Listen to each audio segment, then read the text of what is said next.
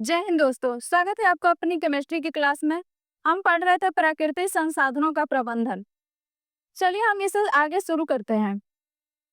One प्रबंधन का प्रयास। देखिए, वन प्रबंधन का कई मामलों में प्रयास किया गया है ताकि वन हमारा सुरक्षित रहे, जिससे हम सुरक्षित रहें। बचे हुए वन क्षेत्रों का संरक्षण। फर्स्ट पॉइंट है हमारा कि बचे हुए जो वन आपके क्षेत्र हैं, ऐसे देखिए कि दिन प्रतिदिन वनों की संख्या कितनी घटती जा रही है। लोग उसे काटते जा रहे हैं, फैक्ट्रियां एवं घर बनाई जा रही है। तो कह रहे हैं कि जो हमारे पास बची हुई वन है, वो हम उसकी रक्षा करें। कह रहे हैं वनों की कटाई को विवेकपूर्ण बनाना, मतलब जो हम वन की कटाई कर रहे हैं दिन प्रतिदिन, उसको इस तरह से काटे कि मतलब नए पौधे भी वापस से वहां लगा सके, उसके बदले में दूसरा जगह लगाए। लेकिन कटाई हो तो अंधाधुंध ना हो, उसे सोच समझकर काटा जाए जितनी जरूरत हो। केवल सूखे एवं प्रौढ़ वृक्षों को ही कटाई की अनुमति दी जाए। जो जंगलों में हमारे पेड़ पौधे हैं, क्या तो बहुत पुराने हो चुके हैं या फिर जो सूख गए हैं, उन्हीं को सिर्फ काटने की इजाजत सरकार को देनी चाहिए। अगला है कि बंजर तथा पड़ती भूमि पर सघन वृक्षारोपण के कार्यक्रम को संचालन करना। देखिए, अपने आसपास बहुत सारा आपने इलाका देखा होगा जिसमें पेड़ पौधे बिल्कुल नहीं है, लेकिन वहां पर ही देखते होंगे आपकी फसलें भी अच्छी नहीं होती है। तो आप उसको एकदम अच्छा करने के लिए मतलब वहाँ पेड़-पौधा लगा सकते हैं, जिससे वो एरिया क्या हो जाएगा, हरा-भरा हो जाएगा और हमारे वातावरण के लिए भी अच्छा हो जाएगा। कह रहे हैं जनता में जागरूकता पैदा कर वृक्षारोपण के लिए प्रोत्साहित करना। देखिए, जनता को जागरूक करिए। आप इसे स्कूल के माध्यम से, मतलब प्राइवेट हो या सरकारी, या फिर अगल-बगल के लोगों से बातचीत करके भी आप जागरूकता फैला सकते हैं कि पेड़-पौधे हमारे जीवन के लिए कितना आवश्यक है और हमें इसे किस तरह से बचाना चाहिए, इसकी संरक्षण करना चाहिए। ग्रामीण क्षेत्रों में बायोगैस संयंत्र लगाना। ग्राम क्षेत्रों को भी लोगों को जागरूक करिए, वहाँ बायोगैस संयंत्र लगाइए। एलपीजी गैस की सुविधा उपलब्ध कराना ताकि लोग पेड़ पौधे ना काटे और हमारी प्रकृति सुरक्षित रह सके।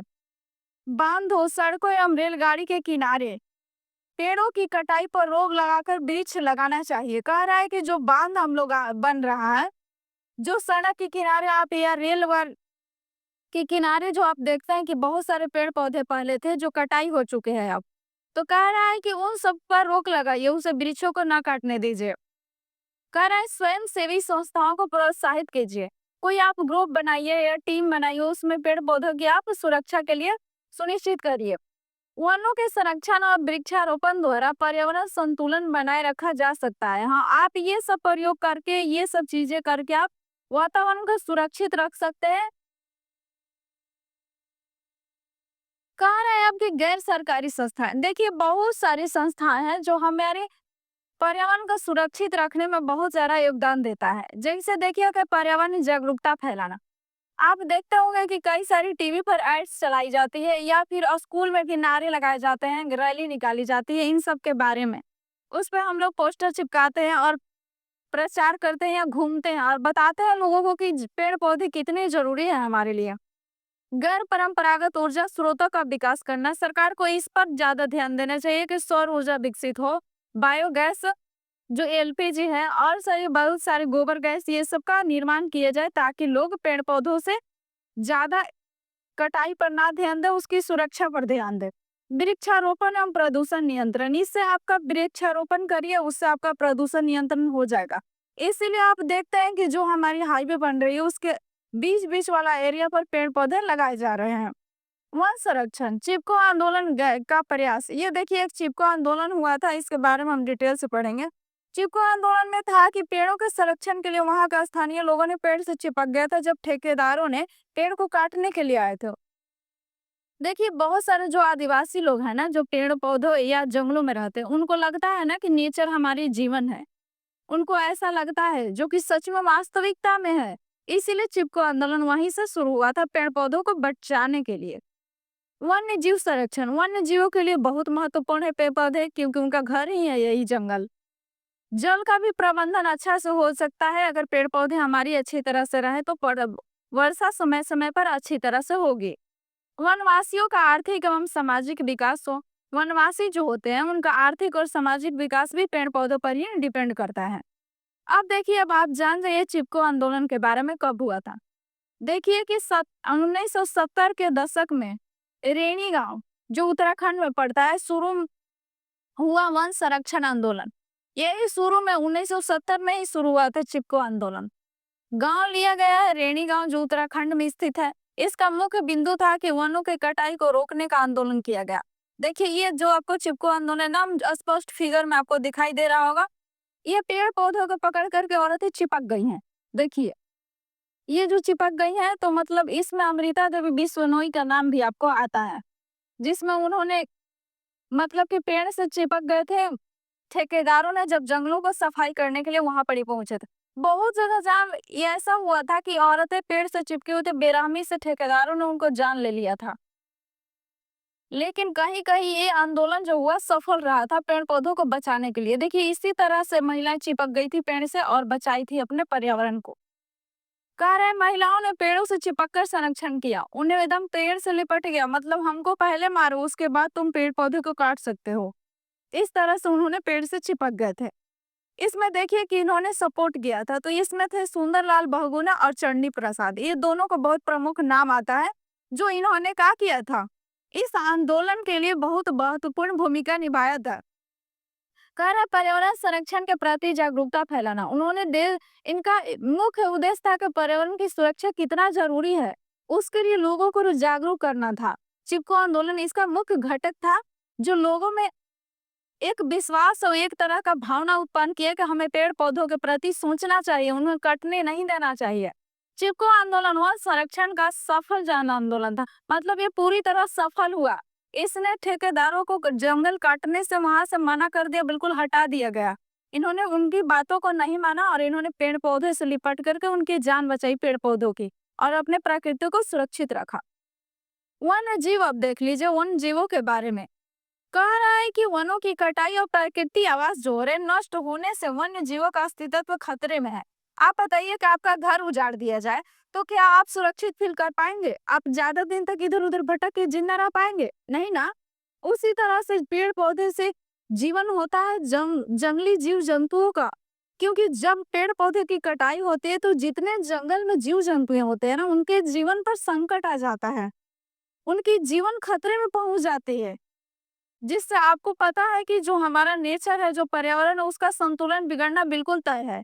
अगर पेड़ पौधे कट रहे हैं, जंगलें खत्म हो रही थी, ये जंगली जीव घर तक पहुंचेंगे, गांव तक, और बहुत लोगों को नुकसान पहुंचेगा, लोग इन्हें मार डालेंगे। मुख्यतः कि शिकार से वन्य जीवों की संख्या घट रही है। बहुत सारा आपने सुना होगा कि हाथी का दांत, इस चीज का नाल का अंगूठी मिल रहा है, आपका ये हो जाएगा, ठीक हो जाएगा। इस तरह से बहुत सारे लोग बेवकूफ बनाकर जंगली जानवरों को मार कर महंगे महंगे दाम पर बेच रहे हैं, उनसे अपनी जीविका चला रहे हैं, करोड़ों की धन कमा रहे हैं, जिससे संख्या क्या हो रहा है, जीव जंतुओं की घटती जा रही है। जनसंख्या वृद्धि और औद्योगिकरण से आवास उनका नष्ट हो रहा है। दिन प्रतिदिन जो फैक्ट्रियां लग रही हैं, जनसंख्या में वृद्धि हो रहा है लगातार, इसके कारण उनकी संख्या घटती जा रही है, उनका आवास घट रहा है, उनका पूरी तरह से आवास नष्ट होने के कारण उनकी संख्या में कमी आ रही है। कई प्रजातियां लुप्त या विलुप्त के कगार पर हैं, कई तो लुप्त हो चुकी हैं और कई विलुप्त होने के कगार पे है, मतलब वो खत्म ही होने वाले हैं, जबकि वातावरण के लिए अच्छा नहीं। कोई भी आप जीव जंतु उठा के देख लीजिए, जंगल में जितने निवास करते हैं, अगर एक की संख्या कम हुआ तो पता है कि सबकी संख्या में किसी जीव की संख्या बढ़ जाएगी तो किसी की घट जाएगी, तो सब एक दूसरे पर डिपेंड है। वन्य जीव संरक्षण के लिए निरंतर प्रयास आवश्यक है। हमें डेली का मतलब का हमेशा प्रयास करना चाहिए कि वन कम से कम कटाई हो। कह रहे हैं कि भारत में वन्य जीवों का प्रबंधन, वन्य जीव के लिए बहुत सारे प्रबंधन किए गए, भारत में योजनाएं चलाई गई। कह रहा है कि वन्य जीवों में शेर, बाघ, चीता, हाथी, बारहसिंगा, मगरमच्छ आदि ये सारे जीव शामिल होते हैं। देखिए, 1970 में ही चिपको आंदोलन हुआ था, में वन्य जीव प्राकृतिक संरक्षण के लिए एक नियम बनाया गया, प्राकृतिक वर्ष मनाया गया। जब चिपको आंदोलन चला उसी समय में ये वन्य जीव और प्राकृतिक संरक्षण के लिए ये इस वर्ष को मनाया गया कि प्राकृतिक संरक्षण का वर्ष है 1970। देखिए, इसके लिए सरकार ने कई सारे राष्ट्रीय उद्यान बनाए हैं कि भारत में क्या हो, वन्य जीवों का संरक्षण हो सके। वन विहार स्थापित किए गए ताकि वहां लोग न जाएं जंगल में और इन जीवों को खतरा न पहुंचाएं। वन्य जीवों को उनके प्राकृतिक आवास में संरक्षण दिया जाता है। इस वन राष्ट्रीय उद्यान में किसी को अलाउ नहीं होता है कि बाहरी लोग उसमें घुस जाए और कोई भी नुकसान पहुंचाए। तो प्रकृति आवास का क्या किया जाता है? जीवों का संरक्षण दिया जाता है। वन्य जीवों का संरक्षण जैव विविधता और पर्यावरण संतुलन के लिए आवश्यक है।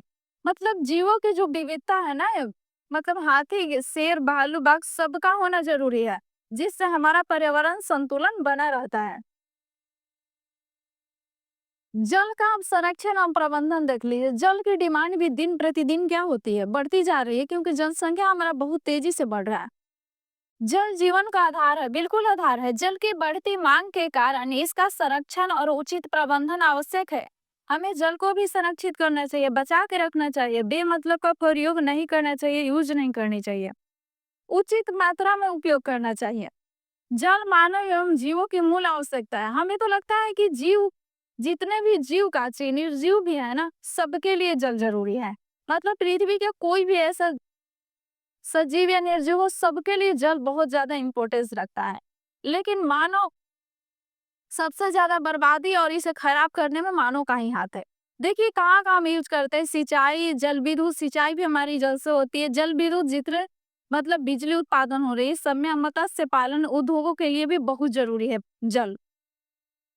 जल की मांग बढ़ रही है, बिल्कुल बढ़ रही है, क्योंकि जनसंख्या बढ़ रहा है तो जल मांग बढ़ेगी ही बढ़ेगी।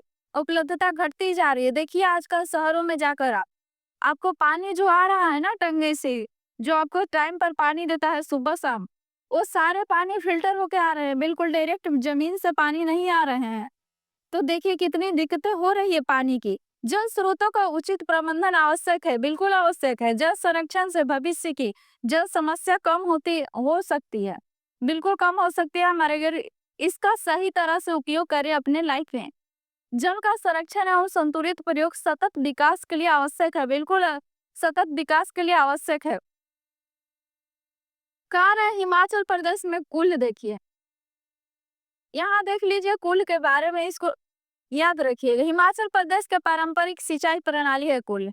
ये जो प्रणाली है सिंचाई प्रणाली बहुत पुरानी है। कहाँ का? हिमाचल प्रदेश का, जिसमें पहाड़ी जल स्रोतों का पानी नालों द्वारा खेतों तक पहुंचाए। देखिए ये पहाड़ है, इसमें से पानी जो था ना, इस तरह से नाला बना करके और पहुंचाया जाता था गांवों तक, और खेती भी उसी से किया जाता था। देखिए इसमें लगभग 400 वर्ष पुरानी सिंचाई व्यवस्था, ये 400 पहले ऐसा किया गया था। जो आपको दिख रहा है कि पहाड़ी वाला पानी को नल काढ़ा बना करके घर या गांव तक पहुंचाया जा रहा है, खेतों तक। पहाड़ी जल स्रोतों से गांवों तक पानी पहुंचाया जाता था, गांव तक पानी पहुंचाया जाता था। जल का न्यायपूर्ण वितरण किया जाता था। मतलब जल जो था ना, सभी के खेतों के लिए या सभी गांव में अच्छे तरीके से प्रोवाइड किया जाता था, ताकि विवाद उत्पन्न ना हो। मतलब न्यायपूर्ण तरीका से व्यवस्थित किया जाता था, वितरित किया जाता था। स्थानीय लोग जल प्रबंधन की जिम्मेवारी निभाते थे। स्थानीय लोग थे ना, उन लोगों ने पूरा जिम्मेवारी ले रखा था कि हम इस जल को सही से उपयोग करेंगे और सभी गांव को ठीक तरीके से जल देंगे और सिंचाई के लिए भी हमारे काम आएंगे। बाद में बड़ी सिंचाई परियोजना के कारण इसका महत्व घट गया। जब नई नई डैम बनने लगे ना, बांध वगैरह, उसके बाद इसका महत्व थोड़ा कम हो गया। कुल प्रणाली सामुदायिक जल प्रबंधन का एक सफल उदाहरण थी। अब देखिए बांध के बारे में जान लीजिए। ये जो आपका डैम दिन प्रतिदिन कई नदियों पर बांधे गए हैं। आपने डैम को देखा होगा, कई जगह ये डैम ऐसी इस तरह से पानी को इकट्ठा करके और यहाँ डैम बांधा जाता है, जिसको हमारा बहुत सारे काम में उपयोग करते हैं। कह रहा है कि बांध जल संग्रह की संरचना है। इसमें जल संग्रह किया जाता है। देखिए इस तरह पानी पूरा भरा हुआ है, इस तरह से इसको छोड़ा जाता है पानी बैरी से, जिससे सिंचाई, बिजली उत्पादन तथा जल आपूर्ति किया जाता है। सिंचाई के लिए जल उपलब्ध कराते हैं, इससे हमारा सिंचाई भी होता है, जल आता है इससे। जल विद्युत उत्पादन में सहायक है। हमारे जो बिजली जितना बन के आ रही है ना, सारे पानी को इसी तरह से स्टॉक करके बनाए जा रहे हैं। नहरों द्वारा दूर दूर तक जल पहुंचाया जाता है। इसी से कई नहरें जुड़ी होती है, नहरें निकाली जाती है और कई एरिया में बहुत दूर दूर तक पानी पहुंचाया जाता है, इसी डैम के कारण, बांध से। जल वितरण को हमेशा समान नहीं हो पाता। हाँ, कभी कभी देखते हैं कहीं कहीं विवाद दिखाई देता है। सभी नहरों में समान रूप से जल का प्रोवाइड नहीं कर पाते हैं, तो वही जगह पर लड़ाई झगड़े भी होती है। कुछ बड़े बांध विवादों का कारण भी बन गए हैं। बहुत सारे जगहों पर विवाद भी है, बड़े बड़े बांध में, डैम में होते रहते हैं। टिहरी बांध परियोजना, हम सरदार सरोवर बांध परियोजना इसका एग्जाम्पल ले रहा है कि बहुत सारे बांध बनाए गए हैं जो हमारे लिए बहुत उपयोगी है। अब देख लीजिए एग्जाम्पल जो था टिहरी बांध परियोजना। उत्तराखंड के टिहरी जिले में भागीरथी और अलकनंद श्री भीलगंगा लंगना भिलंगना जो है भागीरथी और भिलंगना जो नदी है इनके संगम पर बनाया गया टिहरी बांध जो उत्तराखंड में है। इसका उद्देश्य था कि बिजली का उत्पादन किया जाए। यहाँ से क्या किया जाए, यहाँ से बिजली का उत्पादन किया जाए। यहाँ पर 2.70 लाख हेक्टेयर भूमि की सिंचाई करता है ये डैम। देखिए कितना बड़ा हेक्टेयर की सिंचाई के लिए भी उपलब्ध है। दिल्ली महानगर को जल आपूर्ति करता है। दिल्ली जो महानगर है, इतना बड़ा महानगर आपको जो दिखाई देता है दिल्ली, उसको जल को प्रोवाइड यही करता है, मतलब टिहरी बांध से। Thank you so much watching this video. I hope कि वीडियो पसंद आया हो तो लाइक शेयर एंड चैनल को सब्सक्राइब करना ना भूलिएगा। नेक्स्ट बातें हम नेक्स्ट टॉपिक में कवर कर लेंगे नेक्स्ट क्लास में।